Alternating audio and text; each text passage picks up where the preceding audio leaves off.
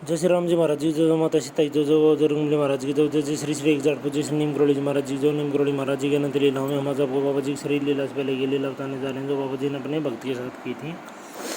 तो नीम करोड़ी महाराज जी ने अपने एक बार एक भगत भगत आया, एक लड़का आया एक व्यक्ति के घर, और बाबा जी के चित्र उसके घर पे लगा हुआ था। तो उसने कहा कि हाँ हाँ हाँ, यही वो आदमी था, यही वो आदमी था। और फिर इतना कहने के बाद उसने बाबा जी के बारे में बताना शुरू किया। उसने कहा कि वह एक बार शिव मंदिर में गया था और वहाँ पर उसे बाबा जी लेटे हुए दिखाई दिए, प्रतीत हुए, नीचे लेटे हुए थे बाबा जी फर्श पर। सिर्फ एक धोती पहनी हुई थी उन्होंने और एक कंबल ओढ़ रखा था। अंग्रेजी में लिखा हुआ है प्लेड ब्लैंकेट। प्लेड का मतलब तो मेरे को पता नहीं, धुंधला सा ब्लैंकेट या कैसा, कंबल ओढ़ा हुआ था एक, और कैसा भी कंबल था वो, कंबल था वो बस। तो कंबल ओढ़ा हुआ था नीम करोड़ी महाराज जी ने। तो उसके बाद जब मंदिर में उस लड़के ने एंट्री ली का मंदिर के अंदर जब घुसा ही था बस वो, तो बाबा जी ने उससे कहा तुरंत कि मेरे लिए दूध लेकर आओ। तो वह बाबा जी की तरफ क्रोधित होकर देखने लगा। तो बाबा जी ने अपने कंबल के अंदर से 30 रुपये निकाल कर उसको दे दिए। तो अभी ये मत पूछना 30 रुपये कहाँ से निकाल के दिए, क्योंकि बाबा जी कहीं से भी कुछ भी निकाल देते हैं। बाबा जी भगवान है। ये वो बाबा जी मत समझना, वो आसाराम और जो राम रहीम और जो दुष्कर्मी, ये तो भगवान है असल में, सच में ही भगवान है। ये ऐसे नहीं है कि कोई भी अपने आप को भगवान बताने लगे रो, ये तो रियल में चमत्कार करते हैं। आसाराम और राम रहीम से ज़्यादा कोई हाय मारेगा अब इस बात पे तो वो उसका जुगाड़ अपने आप हो जाएगा।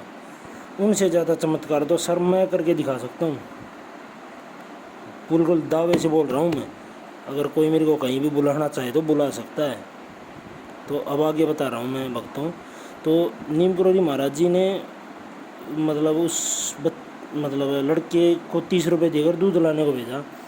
तो वह लगभग आधा किलो दूध उस समय में 1973 से पहले की घटना है ये भक्तों। आधा किलो भैंस का दूध लेकर आया बाबा जी के लिए, और बाकी बचे रुपये उसने रख लिए। जब मैं छोटा सा था, कितने साल का था मैं, 7-8 साल का था मैं मेरे ख्याल में।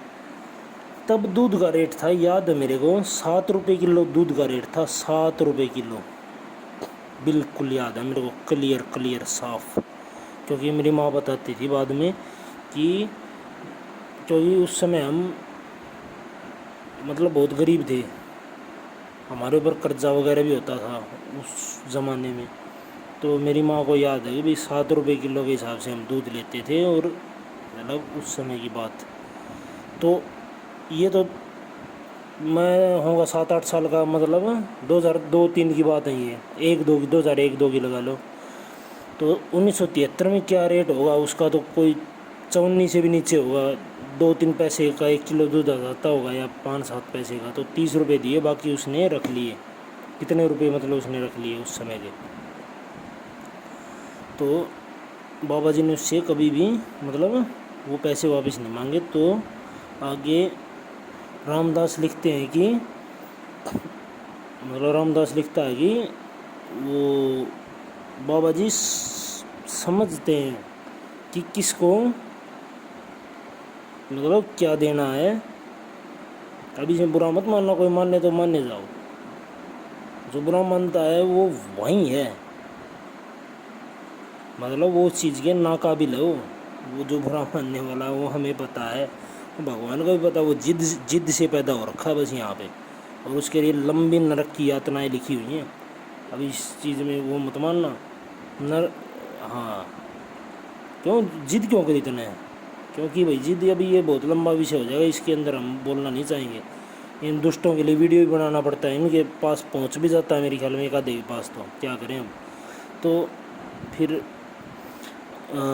रामदास लिखते हैं कि ऐसे मतलब उस लड़के के अंदर अंदर घमंड था, तो उसको देखते हुए बाबा जी ने उसको पैसे दिए। नहीं तो भक्ति ही सबसे ऊपर होती है। उस लड़के के अंदर मतलब प्राउड लिखा है, रामदास ने प्राउड था, इसलिए बाबा जी ने उसे पैसे दिए, नहीं तो सबसे ऊपर होती है भक्ति। भगवान अगर अपनी भक्ति देते हैं तो सबसे बढ़िया वही है, उससे बढ़िया कुछ भी नहीं है। तो जय श्री नीम करोली महाराज, जय श्री सत्य सनातन धर्म, जय श्री बालाजी महाराज, जय श्री प्रेतराज सरकार, जय श्री भैरव बाबा, जय श्री श्री एक जय नीम करोली जी महाराज, जय श्री राम जी महाराज जी, जो माता सीता जी, जो श्री नीम करोली महाराज, जय श्री सत्य सनातन धर्म।